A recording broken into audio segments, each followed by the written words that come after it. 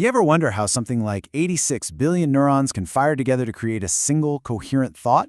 Or how millions of people, all making their own economic choices, create a massive global market trend?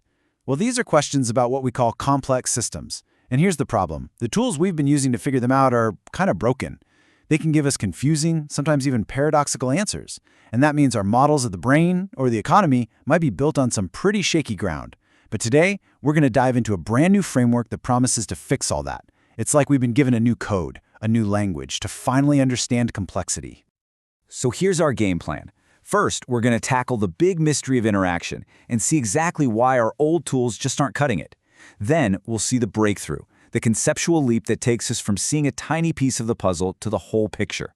After that, we're going to learn a whole new alphabet for complexity, use it to solve some long-standing scientific paradoxes, and then, this is the fun part, apply it to a real-world biological system. And finally, we'll step back and think about what this much richer view of our world really means. All right, let's get right to the heart of the problem.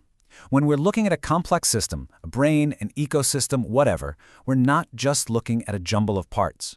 What we're really seeing is this incredibly intricate, dynamic dance of many-to-many interactions. And it turns out, putting a number on that dance is ridiculously hard. This right here is the fundamental question. It's what keeps scientists in this field up at night.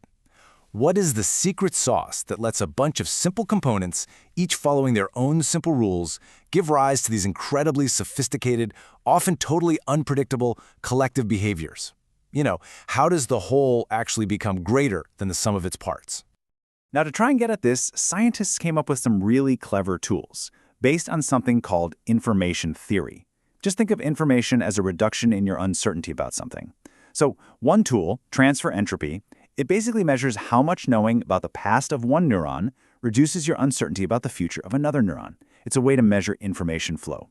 Another one, integrated information, or PHI, tries to boil down the wholeness of a system into just one number. A high PHI is supposed to mean the system is truly integrated, that it's more than just its parts. But, and this is a huge but, there's a catch. These tools have some pretty serious theoretical shortcomings.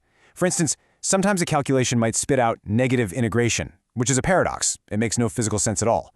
They also have this bad habit of just lumping different kinds of information flow all together into one number. That makes it impossible to tell the difference between, say, a simple copy-paste of information and a much more complex emergent effect. We've been getting an incomplete story, and sometimes a completely misleading one. So, to fix this mess, we need a totally new perspective. And the breakthrough really comes from a critical shift in how we even look at the flow of information. It's all about moving from a narrow, one-way street to a bustling, multi-lane highway. Okay, so the first big step in the right direction was a framework called Partial Information Decomposition, or PID. And PID was a huge deal because it showed that information isn't just one thing. When you have multiple sources telling you something about a single target, that information can be broken down into these fundamental atoms. You've got redundancy. That's the info you get from two different sources that's telling you the exact same thing. You've got unique information, which, you guessed it, you can only get from one specific source. And then there's the really cool one, synergy. This is brand new information that only emerges when you combine the sources together. But PID, for all its power, had one big limitation. You can see it right here. It could only look at information flowing from many sources to a single target. It could tell you where information was coming from, but not where all of it was going. The new framework we're talking about today, Integrated Information Decomposition, or PHI-ID. Well, it gives us the complete picture. It blows the doors open, letting us track information from many sources to many targets all at the same time. And what this new perspective gives us is, honestly, it's incredible. It's a completely new and comprehensive alphabet for describing the language of complexity itself. By looking at how information actually evolves from the past of a system to its future, PHI-ID reveals that even in a simple two-part system, you don't just have 3 or 4 types of information dynamics. No, you have 16. 16 distinct fundamental information atoms that describe every single possible way that information can be transformed over time. Okay, I know this matrix looks a little intimidating, but trust me, this is the heart of the whole discovery. This is our new alphabet. Think of it like this.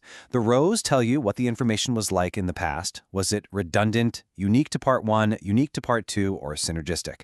And the columns tell you what that information becomes in the future. So every single one of these 16 cells is a fundamental dynamic. Top left, red to red, that's just simple storage of shared information. Something like un1 to un2, that's pure transfer. What was unique to part 1 is now unique to part 2. But then you get these really wild ones, like syn to u1. That's downward causation. Information that only existed in the whole system, the synergy, suddenly becomes localized in just one of the parts. How cool is that? The great thing is, those 16 atoms, as complex as they look, can be grouped into 6 really intuitive and powerful dynamics. We get precise mathematical definitions for things we already kind of knew, like storage, copy, and transfer. But, and this is crucial, PhyD gives us the math to finally measure these more elusive ideas. We can now quantify erasure, how information gets lost. We can measure downward causation, like we just saw, where the whole system influences one of its parts. And we can measure its opposite, upward causation, where the individual parts combine to create brand new, synergistic information in the whole. So here's the payoff. We now have this incredibly detailed, high-resolution toolkit. So let's use it. Let's go back to those old clunky measures we talked about at the beginning and see what they're really made of. This is where we finally get to solve some of those old paradoxes. Let's start with a really common one, active information storage, or AIS. This is basically a measure of how much a system's own past helps you predict its own future. In a word, it's a measure of memory.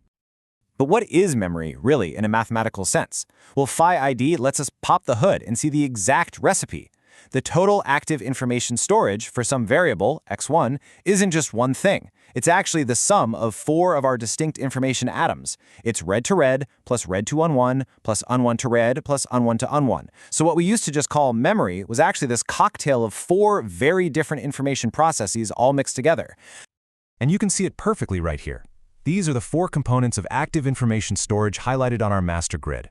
It just goes to show you, we were lumping all of these different dynamics together under one simple name, totally blind to the details. Okay, now let's do the same thing for transfer entropy, our classic go-to for measuring information flow. PhyID reveals that its recipe is also a sum of 4 different atoms. And get this, out of those 4 atoms that make up transfer, only one of them, un1 to un2, is what you or I would intuitively call a genuine, pure transfer of information. The rest of the value we were measuring was coming from all these other complex effects involving synergy and redundancy. And again, looking at our matrix, we can see the 4 distinct dynamics that get bundled together into a single transfer entropy number. It just makes it so clear that seeing a high TE value doesn't really tell you which of these very different processes is actually driving the interaction. And here it is, this is the big reveal, the aha moment. When we overlay the recipes for storage and for transfer right on top of each other, look at that, there's an overlap. The atom un1 to red, which represents unique info from one part being copied so it becomes shared, is a core ingredient in both the recipe for memory and the recipe for transfer. This is the first formal mathematical explanation for a puzzle scientists have seen for years. Why information storage and transfer always seem to be correlated in real systems? Well, it's because they're not totally separate things. They're literally built from some of the same fundamental components. Okay, so that's a fantastic theoretical insight, but does all this extra detail actually matter when we look at real data? Let's pivot from the abstract math and see if we can get some very concrete answers. For this, we're going to look at a classic physiological interaction that we all experience, the way our breathing is coupled with our heart rate. We all know that our breath influences our heartbeat, right? Scientists would usually measure that with transfer entropy. But what is the real nature of that influence? This chart tells a completely new story. That first bar on the left, that's what we would measure with the old tools, the total transfer entropy from breath to heart. And yep, it's significant, just like we thought. But when we use PhyID to look inside that bar, we find a huge surprise. The biggest piece of that bar, the dominant component, is not pure transfer at all. It's the syn to un atom. It's synergistic downward causation. What that means is your breathing doesn't just send a message to your heart. Instead, it's the holistic combined state of the entire breath-heart system that best predicts what your heart will do next. The old analysis would have just called this transfer and moved on, completely missing the richer, way more complex interaction that's actually happening. So, what's the big takeaway here?